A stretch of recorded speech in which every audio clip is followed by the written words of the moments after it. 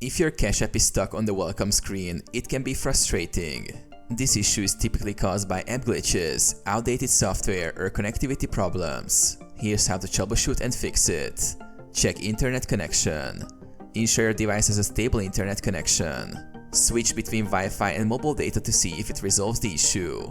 Restart your router if you're using Wi-Fi. Update the Cash App. Go to your device's app store. Search for Cash App and update it to the latest version. Clear cache and data. For Android, go to Settings, Apps, Cash App. Tap Storage and select Clear Cache and Clear Data. For iOS, offload the app via Settings, General, iPhone Storage, Cash App. Reinstall the app. Restart your device. Restarting your phone can often clear temporary glitches affecting app performance. Reinstall Cash App.